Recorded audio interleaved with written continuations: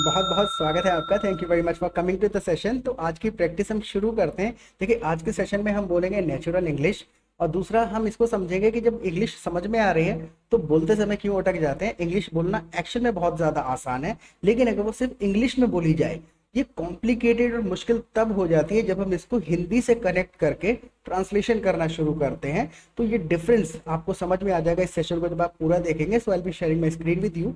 मैं अपनी स्क्रीन आपके साथ में शेयर कर देता हूँ। प्रैक्टिस करने का बेस्ट तरीका बस यही है कि whatever you see on the screen in English, you repeat every sentence after me. मेरे साथ हर सेंटेंस को आप रिपीट करते चले जाइए जो भी सेंटेंस इंग्लिश में दिखता है। बेसिक से स्टार्ट करते हैं और फिर एडवांस लेवल के स्ट्रक्चर्स की तरफ हम मूव करेंगे और हर सेंटेंस का स्ट्रक्चर और ग्रामर समझते हुए जाएंगे साथ के साथ। ऑलराइट।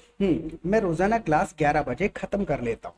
मैं रोजाना क्लास 11 बजे खत्म कर लेता हूँ। I usually finish the class by 11 PM every day. I usually finish the class by 11 PM every night होना चाहिए वैसे तो लॉजिकली अगर हम सोचे, लेकिन ये एवरी डे से हमारा तात्पर्य कहने का ये नहीं है कि हम दिन या रात की बात कर रहे हैं। एवरी डे मतलब है डेली बेसिस पे ये काम होता है। I usually finish the class by 11 PM daily. Daily ना कह के एवरी डे हमने कह दिया है, और इट इज कॉमनली यूज्ड। ये इसी तरीके से बोला जाता है इंग्लिश में। ये चीज़ें हमें ट्रांसलेशन नहीं करना है शब्दों का, ये चीज़ें हमें तब समझ में आती हैं जब हम नेचुरल कॉन्वर्सेशन को सुनते हैं। दूसरे लोगों से सुन के जब सीखते हैं तो कॉन्फिडेंस आता है, पता चलता है किस चीज़ को कैसे बोला जाएगा। Now the next sentence is, और 2-3 सेंटेंस देखिए और ज़्यादा आपको डीपली समझ में आ जाएगा। The major difference between translation and natural English. 2 घंटे लगातार बोलने के बाद मन करता है थोड़ा आराम कर लूं। यानी कि मैं 11 बजे क्लास खत्म करता हूं और 2 घंटे लगातार बोलने के बाद मन करता है थोड़ा आराम कर लूं। After speaking continuously for 2 hours I feel like taking some rest. After speaking continuously for 2 hours I feel like having some rest भी कहा जा सकता है। Taking some rest, having some rest, दोनों में कोई बड़ा डिफरेंस नहीं है, कोई ग्रामेटिकल डिफरेंस नहीं है। दोनों में सिर्फ एक ही डिफरेंस है, रीजन का।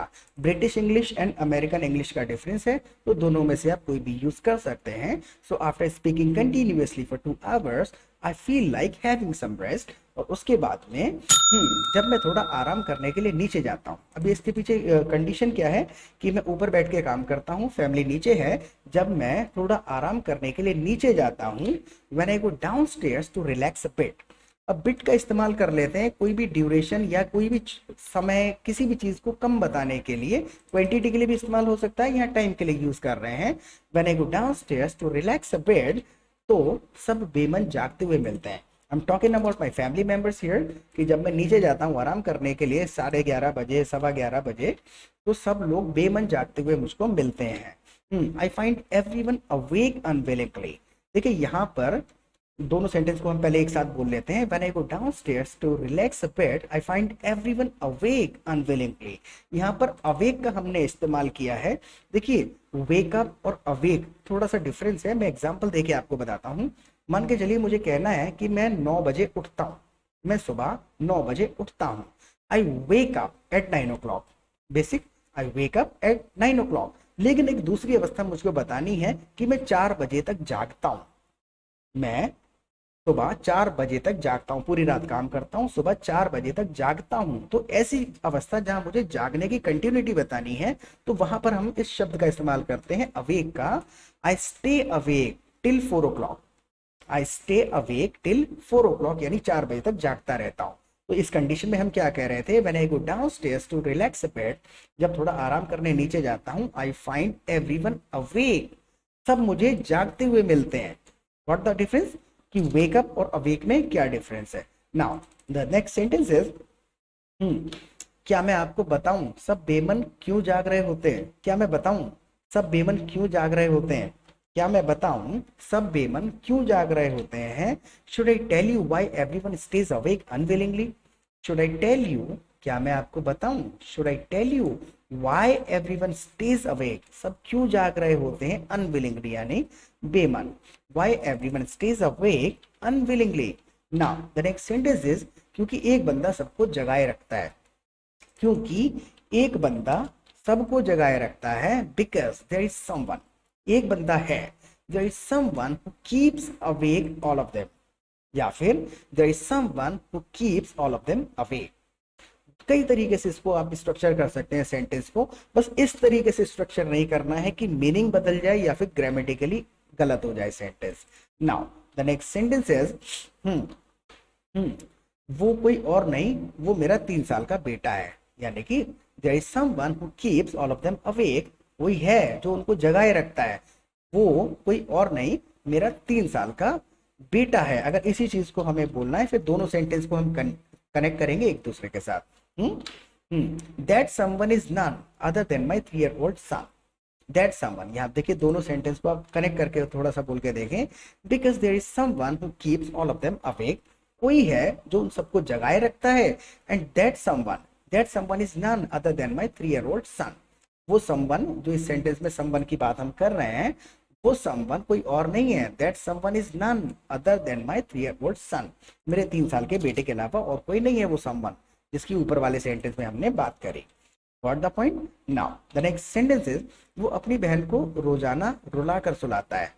वो अपनी बहन को रोजाना रुला के सुलाता है, यानी 11:30-12 बजे तक परेशान करता रहता है और अपनी बहन को रोजाना रुला देता है सोने से पहले। तात्पर्य यह है इस सेंटेंस का। अब इस चीज को कैसे बोलना है? He makes his sister cry every night before letting her sleep. He makes his sister cry every night. अपनी बहन को रोजाना रुला देता है। He makes his sister cry every night before letting her sleep. उसको सोने से पहले, परमिशन देने से पहले। या देखिए अब सीधी सी बात है, अगर हम इसको ट्रांसलेट करेंगे हिंदी में तो हिंदी बिगड़ जाएगी, या फिर ये वाले लिटरल शब्द इंग्लिश में बोल देंगे तो इंग्लिश बिगड़ जाएगी। तो इन दोनों लैंग्वेजेस को कनेक्ट नहीं करना है, नहीं तो कॉम्प्लिकेशन होंगे, कंफ्यूजन होंगे और छोड़ देंगे। सुनना है, ज्यादा से ज्यादा अंग्रेजी को सुनना है कि कौन सी सिचुएशन को किस बंदे ने इंग्लिश में कैसे एक्सप्लेन किया है। What the point? इसीलिए मैं कहता हूं कि लाइव सेशन में बहुत जरूरी है आना, वहां पे जब आप एक बात को कहने के 10 तरीके सीखेंगे और एक सिचुएशन में किस किस तरीके से किस सेंटेंस को बोला जा सकता है, किस चीज पे एम्फसाइज करने के लिए कैसे स्ट्रक्चर करना है सेंटेंस को, ये बहुत ज्यादा इंपॉर्टेंट है। बेसिक ग्रामर से मात्र 10% इंग्लिश बोली जा सकती है, 10 या 15% मैक्सिमम, और 85% इंग्लिश स्ट्रक्चर से बोली जाती है। उसको सीखने के लिए आप आइए, आपको खुद से पता चलेगा what is the major difference between translation and natural English. What the point? Let's get back to it now. क्योंकि वो जल्दी सोना चाहती है ताकि स्कूल के लिए जल्दी उठ सके। वो रोने क्यों लग जाती है? रोजाना रात को वो उसे रुला देता है। अब वो रोने क्यों लग जाती है? क्योंकि वो जल्दी सोना चाहती है ताकि स्कूल के लिए जल्दी उठ सके।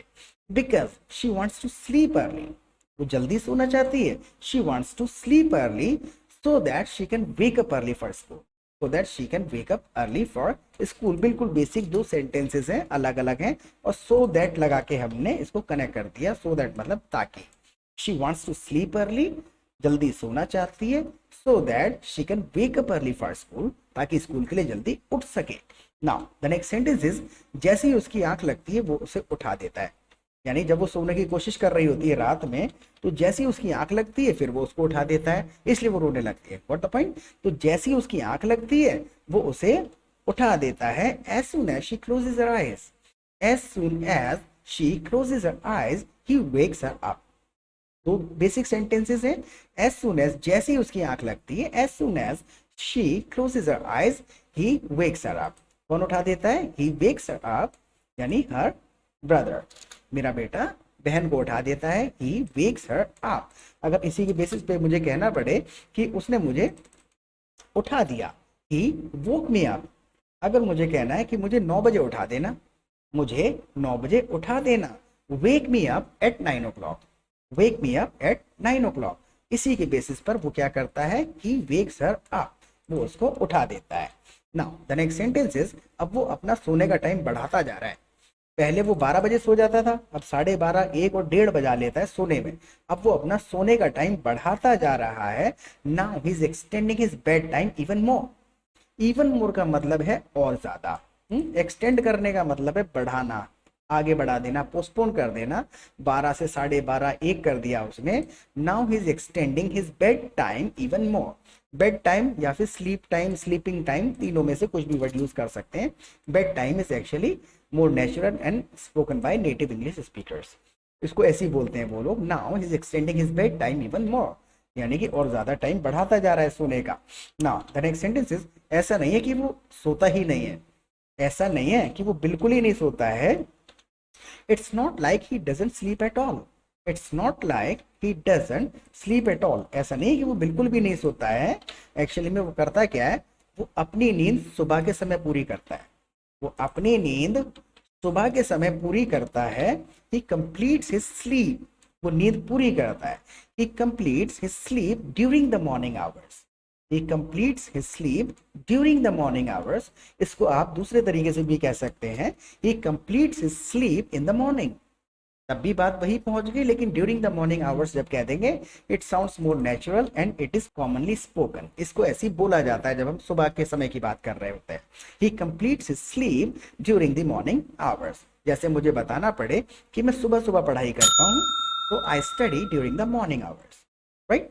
Now the next sentence is, मजाल है जो कोई उसे 11 बजे से पहले उठा ले, वो अपनी नींद सुबह में पूरी करता है। और मजाल है जो कोई उसे 11 बजे से पहले उठा ले। अगर हम लिटरली इसका ट्रांसलेशन ढूंढने निकल जाएंगे तो पॉसिबल नहीं है। तभी पता चलेगा जब हमने कहीं ना कहीं इसके जैसा मिलता जुलता सेंटेंस सुन रखा होगा। Getting my point? कहना है इसको, no one dares to wake him up before 11 in the morning. यानी मजाल है कोई उसे 11 बजे से पहले उठा ले। No one dares to wake him up. कोई हिम्मत नहीं कर सकता, नहीं करता। No one dares to wake him up before 11 in the morning. कहने का तात्पर्य यही था, कोई हिम्मत नहीं कर सकता। No one dares to wake him up before 11 in the morning. बिल्कुल बेसिक, बहुत इजी होती है इंग्लिश अगर इंग्लिश में बोली जाए। Getting my point? Now the next sentence is, गर्मी तो इसे इतनी लगती है शायद ही किसी को लगती है। गर्मी तो इसको इतनी लगती है शायद ही किसी को लगती हो। अब इसका भी तरीका वही है, पहले एनालिसिस करना पड़ेगा हिंदी का कि कहना क्या चाह रहे हैं। और सिर्फ एनालिसिस करने से नहीं होता, इट इज इम्पॉसिबल कि हम हर सेंटेंस को एनालिसिस कर पाए और फिर बोल पाए। तरीका यही है कि spend time in the community. जहां इंग्लिश बोली जा रही है, सुनी जा रही है, वहां पे टाइम बिताइए, खुद से बताना आ जाएगा कि इस बात को ऐसे बोला जाता है। बस यही एक रूल है और कोई रूल नहीं है। Now the next sentence is, he feels the heat so much. इसे गर्मी तो बहुत लगती है, शायद ही किसी को लगती हो। He feels the heat so much. इसको इंग्लिश में अपने तरीके से कहा जाता है, इसे बहुत गर्मी लगती है, probably more than anyone else in the world। अगर मैं इसको और पूरा करूं तो आपको बिल्कुल समझ में आ जाएगा, in the world। अब समझ में आया clearly? he feels the heat so much, probably more than anyone else in the world। यानी कि शायद दुनिया में सबसे ज्यादा, दुनिया में हर किसी से ज्यादा, probably more than anyone else in the world, he feels so much hot। What the point?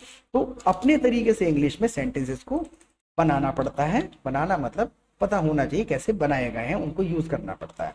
Now the next sentence is, बार बार कंबल उड़ा रहा हूं और ये बार बार हटा देता है। यानी इसको इतनी गर्मी लगती है, मैं बार बार कंबल उड़ा रहा हूं और ये बार बार हटा देता है। I am repeatedly trying to cover him up with the blanket. Repeatedly की स्पेलिंग को इग्नोर कर दीजिएगा। I am repeatedly trying to cover him up with the blanket and he keeps taking it off. मैं क्या कर रहा हूं? I am repeatedly trying to cover him up with the blanket. Blanket से बार बार, अब देखिए हिंदी ट्रांसलेट करने लगेंगे तो बड़ा अजीब सा लगता है, लेकिन कनेक्ट करेंगे तो अटकते जाएंगे, समझ नहीं आएगा, कंफ्यूज होते चले जाएंगे। तरीका यही है कि इंग्लिश में इसको ऐसे ही बोला जाता है, I am repeatedly trying to cover him up with the blanket. उसको कंबल उड़ा रहा हूं बार बार में, and he keeps taking it off. Take off करना, उतार देना। He keeps taking it off, इसको बार बार वो हटा देता है। ही कीप्स रिमूविंग, काम चलाओ कह सकते हैं। Now the next sentence is, अब मेरी तरफ गुस्से से देख रहा है। अब मेरी तरफ गुस्से से देख रहा है। Now looking at me with intense anger. देखिए इस चीज को कहने के तो बहुत सारे तरीके हैं आपके पास में। Looking at me with anger, normal आपने कह दिया गुस्से से देख रहा है। लुकिंग एट मी एंग्रीली, मुझे गुस्से से देख रहा है। लुकिंग एट मी एंग्रीली, मुझे गुस्से से देख रहा है। तो ये तो कई सारे तरीके हैं, बेसिक से सेंटेंस था। Now the last sentence is, इससे पहले कि मेरी तरफ आए लैपटॉप बंद कर देता हूं और इसे सुला देता हूं। 3 सेंटेंसेस के अंदर, इससे पहले कि ये मेरी तरफ आए लैपटॉप बंद कर देता हूं और इसको सुला देता हूं। Before he jumps on me. अब ये जम्प्स ऑन मी का हमने इसलिए इस्तेमाल कर लिया क्योंकि 3 साल का बच्चा है, जब वो आता है तो वो उछलता हुआ ही आता है। Before he jumps on me I should shut down the laptop. Before he jumps on me, मेरी तरफ आए, I should shut down the laptop. Laptop बंद कर ही देना चाहिए मुझे। And try to put him to sleep. Try to put him to sleep, इसे सुला देना चाहिए, या फिर try to make him sleep, इसे सुला देना चाहिए। तीनों सेंटेंस को इकट्ठा बोलें। Before he jumps on me I should shut down my laptop and try to put him to sleep. उसे सुला देना चाहिए। तो 2-3 बार देखेंगे, खुद से ये सारे के सारे स्ट्रक्चर आपको समझ में आ जाएंगे। और दूसरी चीज, व्हाट्सएप नंबर मैंने अपना दे दिया है, फीस की बिल्कुल चिंता नहीं करनी है आपको। लाइव क्लासेस में आइए और प्रैक्टिस करते रहना है। दोबारा मिलेंगे एक नए सेशन के साथ। Till then bye.